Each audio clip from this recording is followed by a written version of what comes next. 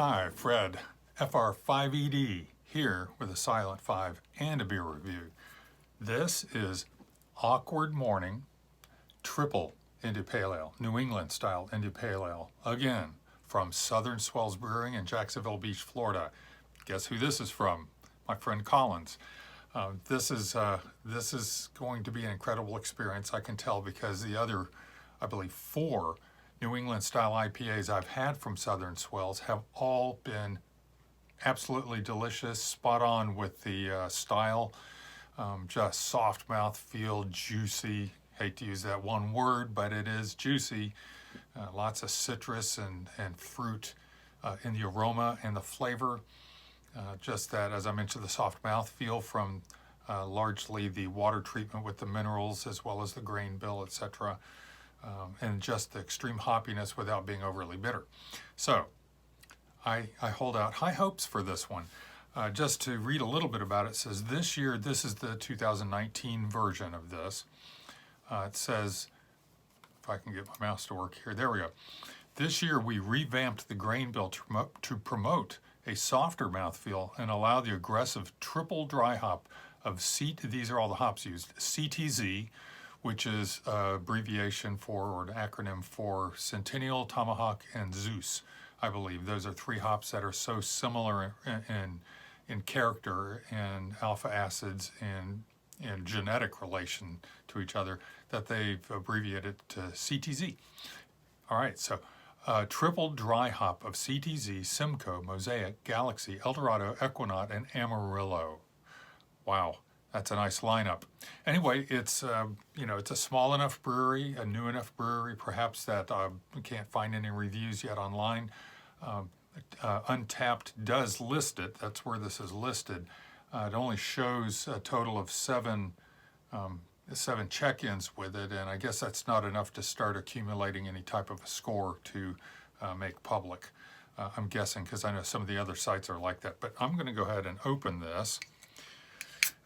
And I shouldn't have high expectations, low expectations. I should always go into a review unbiased and unwarned, unprepared. So I just opened the can, and I'm sitting 14, 16 inches away, and I can smell the fruit. Okay, let's get some of this in the glass.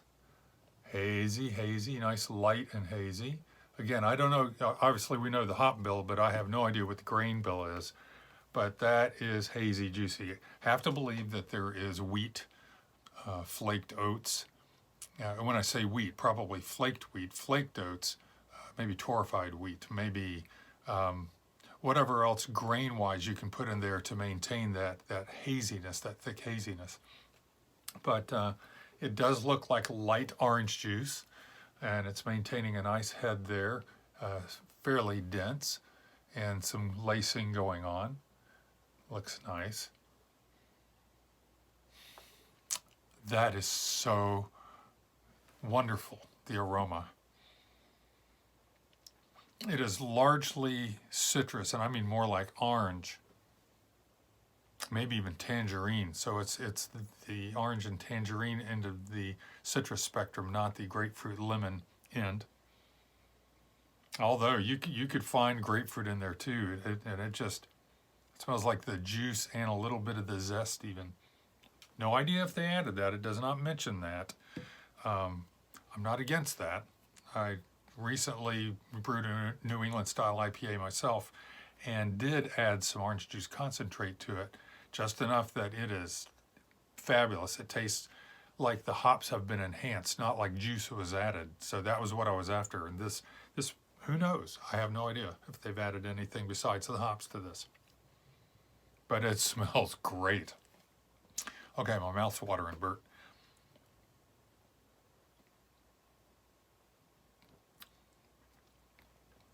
Okay, that's the cleansing taste. Let's go for a taste now.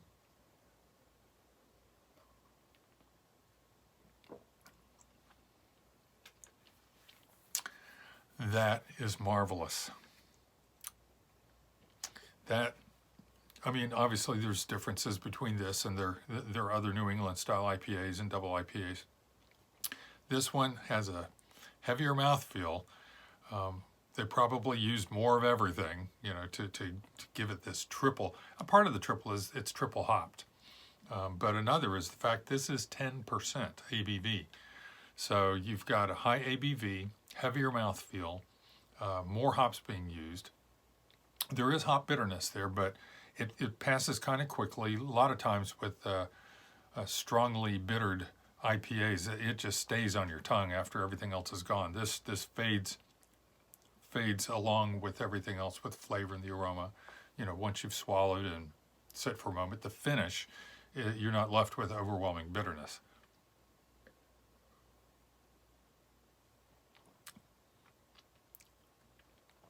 There is an orange juiciness to the flavor that is right there with any bitterness that it has, and they're together.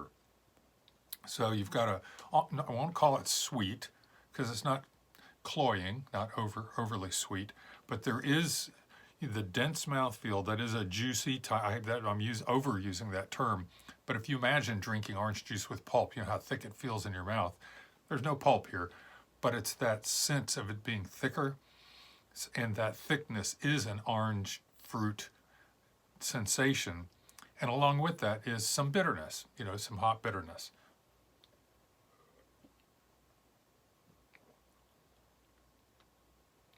Boy, is that balanced. Oh, is that delicious. I'm going to also suspect, and I'm only saying this because I just did this with the double, or it's not a double, it's the New England IPA that I brewed. Of course, my minerals in the water have a higher chloride to sulfate ratio, about a 2-to-1 ratio, which I've said this many times. I know it's getting old to those of you who follow these reviews, or my homebrew reviews that I do of my own. But for New England style IPAs that are supposed to have a very soft mouthfeel, like a water softener has softened it, you treat the water so that there's a higher chloride to sulfate ratio. Usually with regular West Coast style IPAs, it's a high sulfate to chloride ratio that enhances hop bitterness for one thing, and it doesn't do anything to soften the mouthfeel.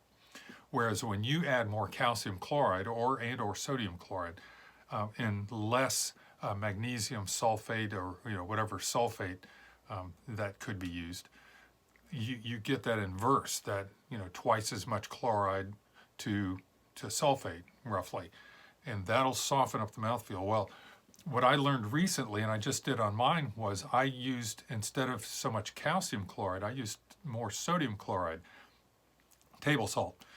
And we're not talking the amounts that's going to make it taste like you salted it, or it's going to raise your blood pressure or whatever. But I used 6 grams additional, in the water. I used, before the boil, I used this for a 10-gallon batch. I used 10 grams of sodium chloride for the entire 15 gallons of water that I used when I made mine. And in the keg, once I kegged it, I added an additional 6 grams. So we're talking, a small amount. But I'm almost sensing maybe they did use a higher sodium chloride amount in here.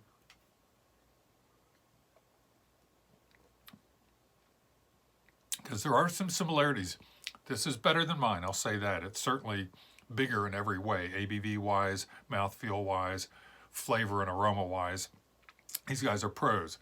But I'm guessing, I would guess that they probably used a certain amount of sodium chloride instead of, or in addition to, calcium chloride. Again, just a wild guess. All right, I've said plenty. I'm going to enjoy the rest of this.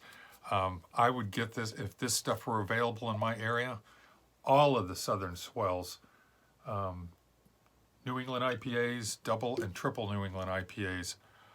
I am a fan, to say the least. This is great stuff. So this is Awkward Morning India Pale Ale, New England style, triple India Pale Ale from Southern Swells Brewing in Jacksonville Beach, Florida.